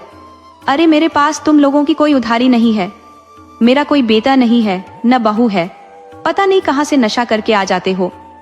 कहार बोले कि देखो, बेईमानी मत करो, हम बहुत मेहनत से आपके बेटे को डोली में उठाकर उसकी ससुराल ले गए हैं और तुम्हारी बहू को ले आए हैं। हम कोई खैरात में कुछ नहीं मांग रहे। तब भोला राम ने उनसे झगड़ना शुरू कर दिया तो कहार चले गए। मगर उसमें एक बूढ़ा कहार था जो बीमार था। वो रोकर गया और बोला कि भगवान इंसाफ कर देना। फिर क्या था, दूसरे दिन ही इंसाफ हो गया। भोला राम का बेटा पगला गया और इतना पगलाया कि पागलपन में कहीं चला गया। 1 महीने बाद उसकी औरत किसी लुच्चे लफंगे के साथ भाग गई। उसके बाद रोग आकर आपसे उधार लिया था, मगर इसकी मक्कारी की आदत नहीं छूटी। आपको भी पहचानने से इनकार कर दिया। कुत्ते की दुम कभी सीधी नहीं हो सकती। मुश्किल वक्त में अपनी इज्जत ढकने के लिए 1-2 मिनट के लिए भले सीधी कर ले, मगर उसके बाद तो वह टेढ़ी ही रहती है। चाहे उसकी इज्जत सरेआम जाती रहे, कोई फर्क नहीं पड़ता। भोला राम की हाल उस कुत्ते की तरह है। आप बड़े व्यापारी हो, इन बेईमानों को भूल जाओ और आगे ध्यान रखो कि उधारी सिर्फ भरोसेमंद आदमी को दो, किसी नए को तो बिल्कुल नहीं। दीनदयाल ने बताया कि भोला राम का संबंध जंगल के चोर बदमाशों से भी है, तो आप बहुत संभल कर वापस जाना। वह आप पर हमला करा सकता है, चोरों से आपको लुटवा सकता है। दामोदर दास सेठ बोला कि भाई दीनदयाल, हमने अपने साथ कुछ नहीं लिया है और यहाँ कोई तगादा किसी के यहाँ बाकी भी नहीं है, और फिर दिन में ही हमें जंगल पार कर जाना है। मुझे नहीं लगता कि कोई खतरा है। दीनदयाल बोला, फिर भी आप सावधानी से जाना, रास्ता बदल कर जाना। सेठ बोला, ठीक है, मैं बहुत सावधानी से जाऊंगा। उधर भोला राम सोच रहा था कि साला सेठ यदि मेरा नाम बेईमानों की सूची में लिखकर टंगवा देगा तो मेरी तो बदनामी हो जाएगी। दामोदर दास के पास इधर 10-20 गांव के आदमी आते जाते रहते हैं, सभी जान जाएंगे कि मैं बेईमान हूँ। सेठ साला अभी हमारे गांव में ही रुका है। मैं शेरा डाकू से मिलकर जंगल में साले को मरवा देता हूँ। न जिंदा वापस नगर जाएगा, न मेरा नाम लिखकर अपनी दुकान में लटकाएगा। तो वह सुबह के वक्त ही जंगल में शेरा डाकू के पास चला गया और बोला कि भैया, तेरे लिए मैं एक बहुत उम्दा किस्म का शिकार देख कर आया हूँ। धर्मपुर का दामोदर दास सेठ हमारे गांव में आया हुआ है। वह इस वक्त आसपास के गांवों से 1000 से ज्यादा सोने का सिक्का उधारी में वसूल किया है। अब वह 1-8 घंटे में ही जंगल के रास्ते अपने नगर को वापस जाने वाला है। तुम उसे शिकार बना लो, जरूरत पड़े तो उसे मार डालो। डाकू बोला कि भोला राम भाई, तुम जानते हो कि मैं दिन के वक्त चोरी नहीं करता, कहीं पकड़ में आ गया तो लेने के देने पड़ जाएंगे। भोला राम बोला कि आप घबराते काहे हो, आप जैसा सोचते हो वैसी बात नहीं है। इस सुनसान जंगल में हर वक्त कोई मौजूद थोड़े ही रहता है, और फिर तुम उसका पीछा करना और एकांत पाकर हमला कर देना। इतने पैसे मिल जाएंगे कि 1-2 साल तक फिर चोरी करने की जरूरत ही नहीं पड़ेगी। अब हर वक्त चोरी करना क्या तुम्हें अच्छा लगता है? छोटी छोटी चोरी में खतरे ज्यादा रहते हैं, जबकि बड़ी चोरी में एक बार साहस की जरूरत होती है। तुम ऐसा मौका छोड़ दोगे तो बहुत पछताओगे। भोला राम इतना कह वापस आ गया तो शेरा सोचने लगा कि भोला राम ठीक कह रहा है। अगर हम उस सेठ को लूट लेते हैं तो फिर आराम से 1 साल तक अपने घर भी रह सकेंगे। ये विचार कर शेरा सेठ के आने का इंतजार करने लगा। चोर एक भिखारी का भेष बनाकर रास्ते में बैठ गया तो सेठ ने भी कोई दूसरा रास्ता नहीं चुना। वो दीनदयाल की कही बात की अनदेखी करके सीधे रास्ते चल दिया। सोचा कि पहले तो मेरे पास कोई धन नहीं है, दूसरे चोर उचक के दिन में किसी को लूटने से बचते हैं। ये विचार कर सीधे रास्ते से चल दिया तो दामोदर दास सेठ को रास्ते में एक भिखारी मिल गया। वह बोला कि सेठ जी, अच्छा हुआ आप मिल गए, मैं अकेले जंगल में जाने से घबरा रहा था। जंगल में 2 आदमी को जरूर साथ चलना चाहिए। सेठ बोला कि ठीक है भाई, चलो, मैं कोई मना थोड़े ही कर रहा हूँ। तुझे अपने पैर से चलना है, मुझे भी अपने पैर से चलना है, कोई कंधे पर बैठाकर थोड़े ही ले जाना है। तो वह भिखारी बना चोर सेठ के पीछे पीछे चलने लगा। हालांकि सेठ भिखारी से चौकन्ना हो दूरी बनाकर चल रहा था। उसे लग रहा था कि भिखारी कोई बदमाश भी हो सकता है, तो वह तेजी से चल रहा था। मगर भिखारी कोई भिखारी नहीं था, वह भी सेठ के पीछे 4 कदम की दूरी पर चल रहा था। वो सेठ से इधर उधर की बातें करना चाहता था, मगर सेठ बिना कोई जवाब दिए चल रहा था। तभी भिखारी ने कुल्हाड़ी निकाल सेठ पर हमला कर दिया। सेठ के सिर में एक कुल्हाड़ी लगी और सेठ वहीं गिर पड़ा। चोर ने सेठ का थैला लेकर भाग गया। हालांकि थैले में कुछ भी नहीं था। सेठ जंगल में अधमरा होकर छटपटा रहा था। तभी उधर से एक आदमी आ गया। वो जंगल के बाहर एक किनारे पर घर बनाकर पत्नी और एक 10 बरस की बेटी के साथ रहता था। वह जब एक सेठ को घायल अवस्था में देखा तो समझ गया कि दिन के उजाले में चोर ने इस पर हमला किया है और इसका धन लेकर भाग गया है। वो आदमी सोचने लगा कि मैं इसे इस अवस्था में छोड़ दिया तो मर जाएगा, इसका उपचार सबसे पहले जरूरी है। उसकी पत्नी एक वैद्य की बेटी थी। वो जड़ी बूटियों का अच्छा ज्ञान रखती थी। तो वो सेठ को उठाया और अपने घर ले गया। वह पत्नी से बोला कि इस आदमी पर किसी चोर ने हमला कर इसका सामान लूट लिया है और इसको बुरी तरह घायल कर दिया है, तुम जल्दी इसका उपचार करो। औरत ने बिना देर किए उपचार शुरू कर दिया, मगर सेठ को बहुत ज्यादा चोट लग गई थी। उसे होश आने में 1 सप्ताह लग गए। सेठ इतना कमजोर हो गया था कि वो खुद से चल भी नहीं सकता था। उस आदमी की पत्नी ने बताया कि सेठ जी को ठीक होने में 1 से 2 महीने भी लग सकते हैं। अभी इन्हें आराम की जरूरत है, इन्हें आराम करने दीजिए। दोनों पति पत्नी जंगल से बाहर थोड़ा बहुत खेती करते थे और जंगल में से औषधि चुनकर कभी कभी नगर में बेच दिया करते थे। यही उनकी दिनचर्या थी। दोनों जब काम पर चले जाते तो सेठ की सेवा, उसकी देखरेख उनकी छोटी सी बेटी करती। उधर सेठ की पत्नी सेठ के वापस नहीं लौटने पर काफी परेशान थी। वह अपने मुनीम को किशनपुर दीनदयाल के पास पता लगाने के लिए भेजी कि सेठ जी आए थे या नहीं आए थे। तब दीनदयाल ने बताया कि वह आए थे, मेरे घर ठहरे भी थे, मगर सुबह में चले गए थे।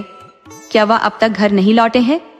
तब मुनीम बोला कि भैया, मुझे क्या पागल कुत्ते ने काटा है जो सेठ के घर में रहते हुए इतनी दूर पता लगाने आ जाता। सेठ जी घर नहीं गए हैं, आप लोग उन्हें पता लगाओ कि सेठ का क्या हुआ।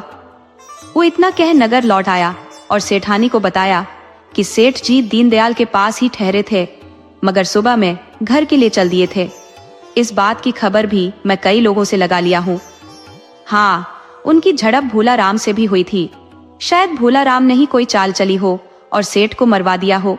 सेठानी यह बात सुन सीधे राज दरबार चली गई और राजा से बताई कि मेरा पति दामोदर दास सेठ करीब 15 दिन से लापता है। वह किशनपुर गांव गए थे। वहां भोला राम नाम के आदमी के पास उनका बकाया था। वहां अपना बकाया वसूलने गए थे, मगर वह आदमी मेरे पति को ही गायब कर दिया है। महाराज, आप मेरी मदद कीजिए।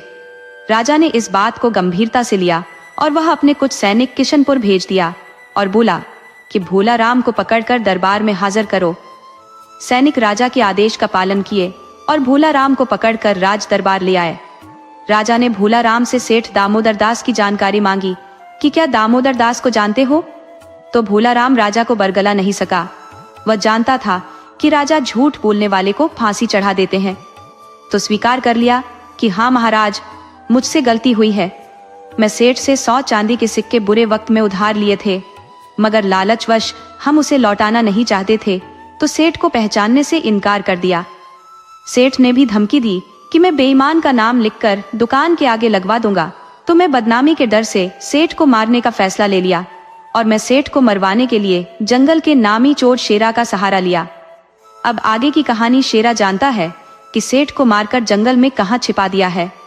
राजा ने सैनिकों को आदेश दिया कि शेरा डाकू को हर हाल में गिरफ्तार करके लाओ। तो सैनिक जंगल में शेरा डाकू के ठिकाने पर छापा मारकर उसे गिरफ्तार कर लिए और उसे पकड़कर राजा के पास ले आए। राजा को उसकी तलाश कब से थी, मगर आज पकड़ में आया था। राजा ने उससे पूछा कि तुमने सेठ दामोदर दास की हत्या की है? तो शेरा ने स्वीकार किया कि हाँ महाराज, मैंने सेठ को अधमरा छोड़कर उसका थैला लूट लिया था। मगर मेरे मुखबिर भोला राम ने मेरे साथ छल किया था। वह अपने किसी स्वार्थ के लिए मुझसे सेठ पर हमला करवाया था। मुझे झूठी जानकारी दी थी कि सेठ के थैले में 1000 स्वर्ण मुद्रा है, मगर मेरे को उस थैले से 1 कौड़ी भी नहीं मिली। महाराज, मैं मानता हूँ कि मैंने गुनाह किया है, मगर सबसे बड़ा गुनहगार भोला राम भी है।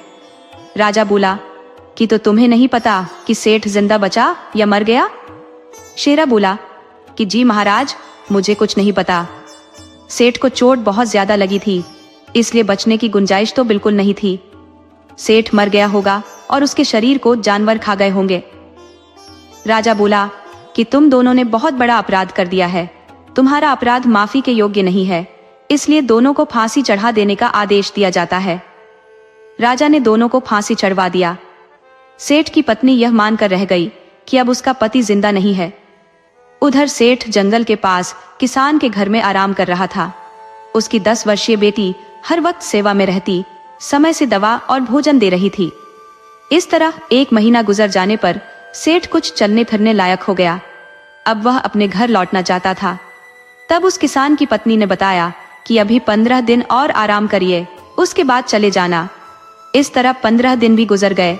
सेठ अब बिल्कुल ठीक हो गया था, तो बोला कि भाई, आप लोग मुझे नया जीवन दिए हो, ये एहसान मैं जिंदगी भर नहीं भूल सकता।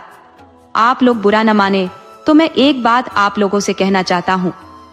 जैसा कि मैं बता चुका हूँ कि मैं धर्मपुर का सेठ दामोदर दास हूँ। मेरे घर में मेरी पत्नी के अलावा मेरा एक 12 साल का बेटा है। मैं अपने बेटे के लिए आपकी बेटी को बहू बनाना चाहता हूँ। यदि आप लोगों को कोई ऐतराज हो तो मेरी गुस्ताखी को माफ करना। तब किसान बोला, सेठ जी, आपने बहुत अच्छा सोचा है, इसमें हमें खुशी हो रही है। हम भी आज से मानते हैं कि हमारी बेटी आपकी बहू है। आप जब चाहो इसे अपने घर ले जा सकते हो, मगर हम चाहेंगे कि बेटी सयानी हो जाए, तब इसे अपने घर ले जाना, वही अच्छा लगता है। सेठ बोला, जैसी आप लोगों की इच्छा। सेठ वहां से घर आ गया।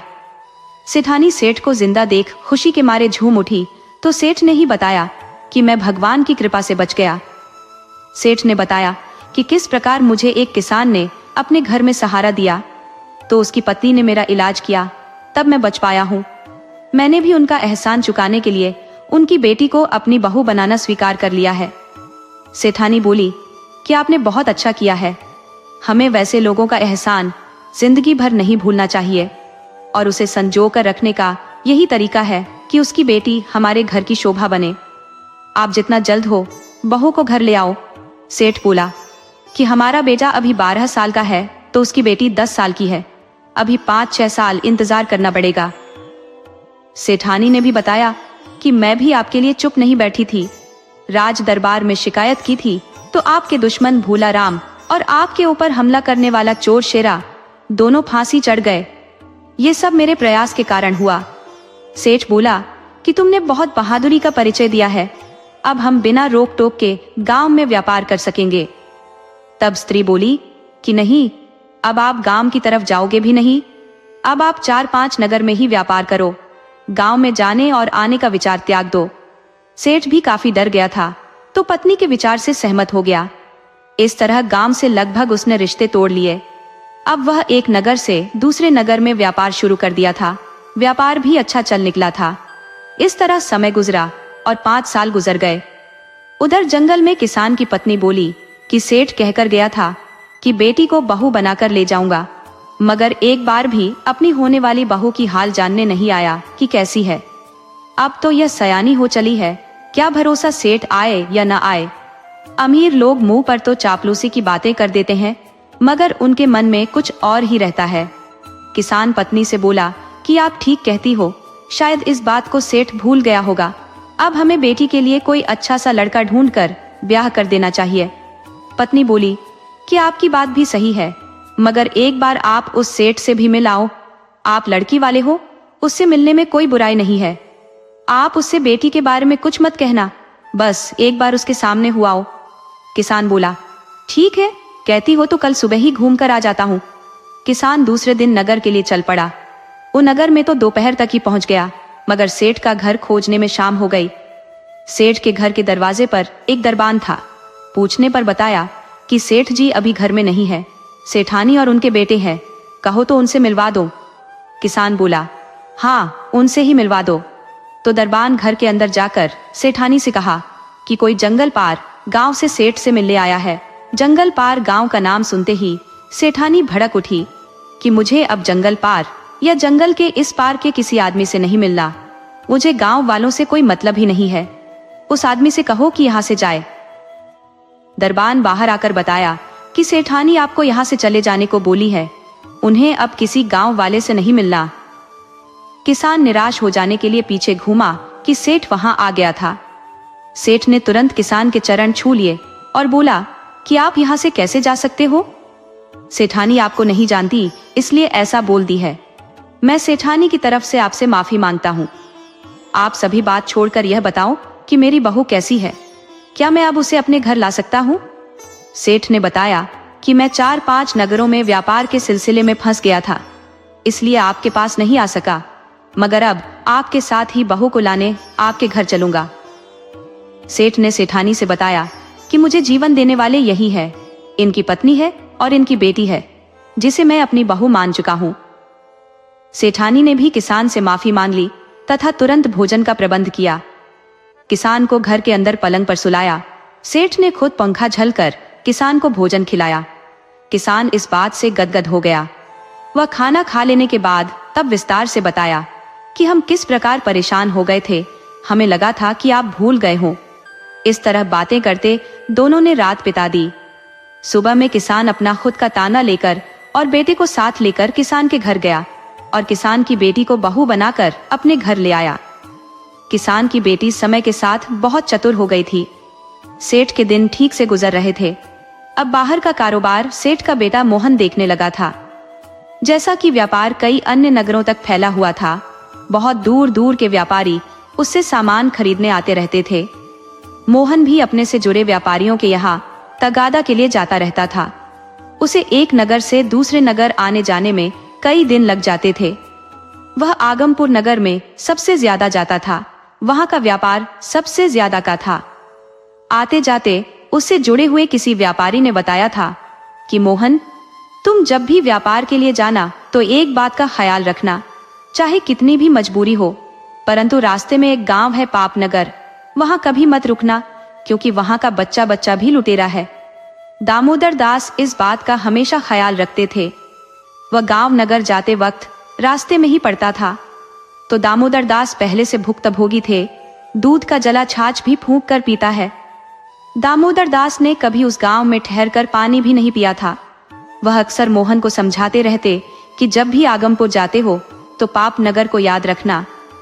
अब कुछ दिन से दामोदर दास की तबीयत ठीक नहीं थी, तो मोहन को अपने नगर से लेकर अन्य नगरों का व्यापार खुद देखना पड़ रहा था। पिता के कहने पर एक दिन तगादा के लिए आगमपुर नगर जाना पड़ा।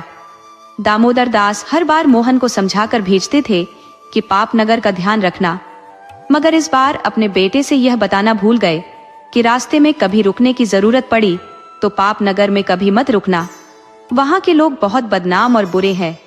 दामोदर दास जानते थे कि बेटा नौजवान है, वह हमारी बात को एक कान से सुनकर दूसरे से निकाल देता है। वह सेठानी से भी कहते कि जवान घोड़े को रोज फेरना पड़ता है, तभी वह सही चाल चल पाता है। व्यापारी के बेटे पान के पत्ते की तरह होते हैं, उन्हें रोज अलग अलग तरीके से फेरने पड़ते हैं। तुम भी रोज बेटे को नया सुझाव देती रहो। बहू से भी कहो कि वह पति को अपने बस में रखे, वह अपने पति को सही सुझाव दे। मोहन हमारी बात 1 मिनट में भूल सकता है, मगर पत्नी की बात उसे कभी नहीं भूल सकती। मोहन घर से निकल गया। वो अपने साथ किसी और को नहीं ले गया, परंतु उसका घोड़ा साथ था। उसे अपने घोड़े पर बहुत विश्वास था। वह आगमपुर नगर के लिए चला गया और 4-5 दिन तक तगादा के बाद अपने नगर को लौट चला। परंतु रास्ते में मौसम बहुत खराब हो गया।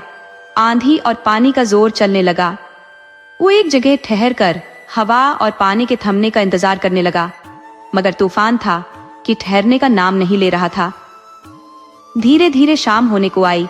मोहन को डर सताने लगा कि कहीं रात हो गई और मैं सुनसान जगह पर फंसा रहा तो चोर या लुटेरे मेरे को लूट लेंगे, क्योंकि उसके पास तगादे की एक बड़ी रकम पास थी। उसे घोड़े पर लाद रखा था, जो करीब 10,000 स्वर्ण मुद्राएं थी। धीरे धीरे पानी का जोर थम गया।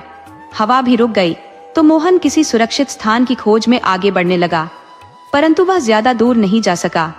रास्ते में घनघोर अंधेरा छा गया। उसे अब रास्ते में कोई आदमी नहीं दिख रहा था। वो डरते डरते धीरे धीरे आगे बढ़ रहा था। संजोग से उसे एक आदमी मिल गया जो एक पेड़ के पास पत्थर के बने चबूतरे पर लेटा हुआ था। मोहन को अब भरोसा हो गया कि आसपास कोई गांव है, तभी तो यह आदमी निडर होकर आराम से सड़क किनारे लेटा हुआ है। उसने उस आदमी के पास जाकर पूछा कि भाई, आसपास कहीं कोई सराय है? उस आदमी ने बताया, नहीं, यहाँ दूर दूर तक कोई सराय नहीं है। तो मोहन ने पूछा, तो क्या आसपास गांव है और गांव में कोई ऐसा आदमी है जिसके घर ठहरा जा सके? उस आदमी ने बताया कि गांव तो है, परंतु कोई भी घर किसी भले आदमी के ठहरने लायक नहीं है। अच्छा होगा तुम अगले गांव में चले जाओ, वहां के लोग नेक दिल इंसान है। मोहन ने पूछा, अगला गांव कितनी दूरी पर है? तो वह आदमी बताया कि यही कोई 5-6 कोस की दूरी पर है। मोहन बोला, भाई क्यों मजाक करते हो? रात में 5-6 कोस चलना क्या आसान काम है? क्या अंधेरे में मेरा घोड़ा चल पाएगा? हम घोड़े के साथ कहीं गिर भी तो सकते हैं। आप मजाक छोड़ो और मुझे यहीं आसपास कोई सुरक्षित स्थान बताओ। तो वो आदमी बोला कि तुम सचमुच सुरक्षित स्थान पर ठहरना चाहते हो तो इस गांव से बाहर चले जाना। वहां एक बूढ़ा आदमी रहता है। वह अपने जमाने में मशहूर चोर था, परंतु अब एकदम साधु बन गया है। आप उसी के पास चले जाओ। तुम भूल से भी गांव में मत रुकना। कोई कितना भी लालच दे तब भी मत रुकना। अच्छा भोजन और ठहरने का स्थान दे तब भी मत रुकना। मोहन ने सोचा, यह आदमी कुछ सिर फिरा लगता है। भला ये कैसे हो सकता है कि पूरा गांव चोर हो और वो बूढ़ा चोर साधु कैसे है? मैं तो किसी के भी पास रह लूंगा। उसे नहीं पता था कि यह गांव पाप नगर है, जिसके विषय में मेरे पिता, माँ और पत्नी भी मना कर चुकी है। वह अंधेरे में ही गांव में चला जा रहा था कि उसे एक आदमी मिला। मोहन को बहुत थकान हो रही थी। वो थक कर चूर था, ऊपर से भूख भी बहुत लगी थी। तो उसने उस आदमी से पूछ लिया, भाई कोई ठहरने की जगह मिलेगी? उसने कहा, आहा, क्यों नहीं, हम तो मेहमानों की सेवा के लिए ही यहाँ खड़े हैं। मोहन बोला, मुझे भूख भी लगी है, भोजन भी चाहिए। माता, वो आदमी बोला, सेठ जी, आपको यहाँ हर सुविधा मिलेगी, आपको कोई शिकायत का मौका नहीं मिलेगा। अभी आपके सामान को हम घर के अंदर सुरक्षित रखवा देते हैं और उसके बाद हम आपके घोड़े को भी सुरक्षित अस्तबल में बांध देते हैं। फिर आप इत्मीनान से भोजन पाइए। मेरी पत्नी ने अभी अभी ताज़ा भोजन बनाया है। अगर आप थक गए हो तो मेरी पत्नी आपके सिर की मालिश भी कर देगी। वैसे भी तुम मेरे बेटे की उम्र के हो तो मेरी पत्नी भी तुम्हारी माँ ही लगेगी। मोहन को लगा कि इससे अच्छा तो कोई जगह मिल ही नहीं सकता। वह उस आदमी के घर ठहर गया। आदमी ने घर के अंदर एक कमरे में ठहरा दिया। उस आदमी की औरत ने मोहन की खूब सेवा की, हाथ पैर और सिर की मालिश भी की, लजीज व्यंजन खाने को दिए। मोहन ने सोचा, कितने भले लोग हैं और वह बदमाश आदमी हमें चोर के घर भेज रहा था। मोहन आराम से खा पी कर सो रहा। सुबह उठा तो उसके पास उसकी मोहरों से भरा थैला नहीं था। वो अपने कमरे में अच्छी तरह देखा, परंतु थैला कमरे में कहीं नजर नहीं आया। उसने सोचा, शायद घर वाला आदमी थैला को मेरे घोड़े पर रख दिया हो, परंतु बाहर तो घोड़ा भी नहीं था। उसने घर वाले से कहा कि भाई, मेरा थैला और घोड़ा कहाँ है? तब उस आदमी ने बताया कि थैला तो आप अपने पास ही रखे थे, अब आप जानो कहाँ रखे थे। रही बात घोड़े की, तो वो रात में ही कहीं भाग गया। शायद आपके किसी आदमी ने उसे गायब कर दिया है। मोहन बोला, ये क्या बदतमीजी है? आप मेरा सामान और घोड़ा वापस करें, वरना मैं आपकी शिकायत गांव के सरपंच से करूंगा। वह आदमी यही तो चाहता था कि यह मामला किसी तरह सरपंच के पास चला जाए। सरपंच की योजना के अनुसार ही गांव वाले रोज किसी न किसी मुसाफिर को लूट लेते थे। उस लूट में सरपंच अकेले आधे का हिस्सेदार बन जाता था। उस आदमी ने कहा कि अच्छी बात है, हम सरपंच से ही फैसला करा देते हैं। दोनों सरपंच के पास गए। मोहन ने अपनी व्यथा सुनाई कि मेरे पास 10,000 मोहरें थी और एक उम्दा किस्म का घोड़ा था, इस आदमी ने धोखे से गायब कर दिया है। सरपंच ने कहा कि तुम्हारे पास उतनी मोहरें और घोड़ा होने के सबूत क्या है? बिना सबूत किसी पर झूठा दोष कैसे लगा सकते हो? क्या तुमने इस आदमी के यहाँ ठहरने का और भोजन के खर्चे दे दिए थे? मोहन बोला, मैंने सोचा था कि सुबह यहाँ से निकलते वक्त खर्चे दे दूंगा, परंतु इसने मेरे धन गायब कर दिए हैं। सरपंच बोला, खबरदार, तुम बिना सबूत किसी पर कोई आरोप नहीं लगा सकते। पहले तुम इस आदमी के घर का किराया और भोजन के खर्चे दे दो, फिर जाकर कोई सबूत ले आओ, उसके बाद हम तुम्हारे ऊपर विचार करेंगे। झूठे लड़ोगे, झगड़ोगे तो हम तुम्हें दंड की सजा सुना देंगे। अब मोहन के पास बचा ही क्या था। उसने अपने गले पर हाथ फेरा तो गले में सोने की चेन ज्यों की त्यों पड़ी थी। उस आदमी ने उसे नहीं चुराया था। मोहन ने सोने की चेन सरपंच को देते हुए बोला, आप इसे भोजन और ठहरने के एवज में रख लीजिए, मैं जल्द ही आपके पास सबूत लेकर आऊंगा। सरपंच ने सोचा, तुम्हारे जैसा रोज कई लोग सबूत लाने जाते हैं, परंतु 20 बरस हो गए, आज तक कोई सबूत लेकर वापस नहीं आया। गनीमत है कि तुम सही सलामत वापस जा रहे हो, वरना पाप नगर से कोई सलामत नहीं गया। गनीमत है कि तुम जालों के हाथ नहीं लगे, वरना जिंदगी भर गुलामी करते। पाप नगर सुनते ही मोहन के कान खड़े हो गए। वह समझ गया कि यह वही गांव है जहां आने से मेरे माता पिता और पत्नी मना करते थे, मगर मेरी तो मति मारी गई थी। मोहन मन मसोस कर उस आदमी के पास गया जो उस पेड़ के पास लेटा था और उसे आगाह किया था कि गांव वाले अच्छे आदमी नहीं है, तुम उस बूढ़े के पास चले जाना जो गांव के बाहर रहता है।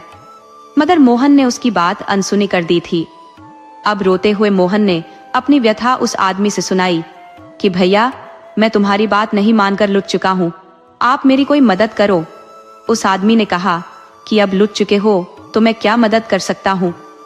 मैंने तो पहले ही मना किया था कि किसी भी परिस्थिति में गांव में मत रुकना, मगर तुम मेरी बात माने ही नहीं। मैंने तो यहाँ तक कहा था कि सब चोर है। अब तुम खुद सोचो कि मैं अकेला आदमी पूरे गांव के बदमाशों और उस चोर सरपंच से कैसे लड़ सकता हूँ। फिर भी कुछ विचार करता हूँ, तुम इत्मीनान से बैठो।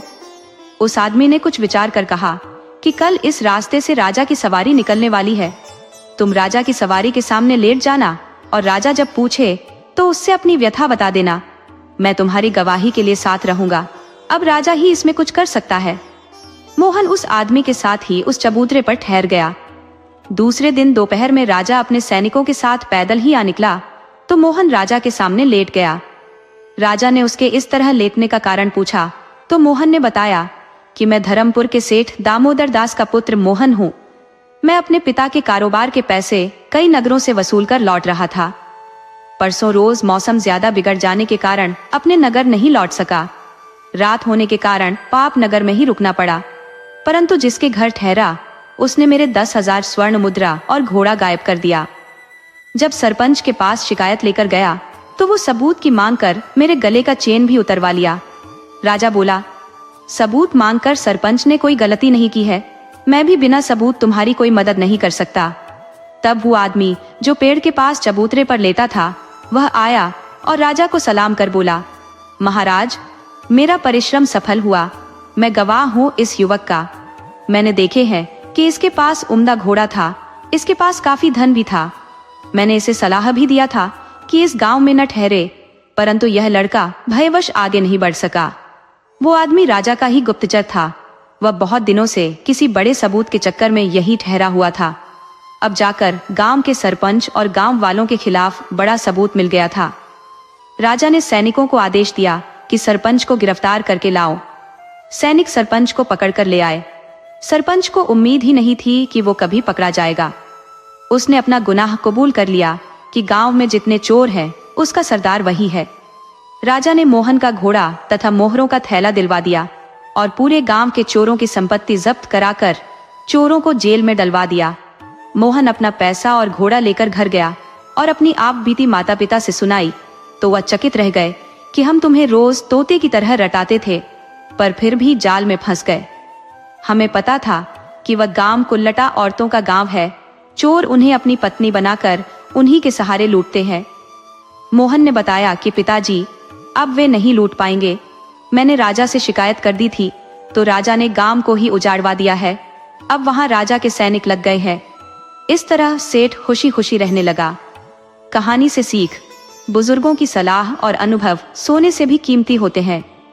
जो बड़ों की बात नहीं मानता उसे अक्सर ठोकर खानी पड़ती है। बेईमानी का रास्ता हमेशा तबाही की ओर ले जाता है और सच्चाई की जीत देर से ही सही पर होती जरूर है। अगर आपको हमारी कहानी अच्छी लगी हो तो हमारे चैनल को सब्सक्राइब करें, लाइक करें और कमेंट बॉक्स में राधे राधे जरूर लिखें। आपसे पुनः मिलते हैं एक नई वीडियो के साथ। तब तक के लिए आपको और आपके पूरे परिवार को राधे राधे।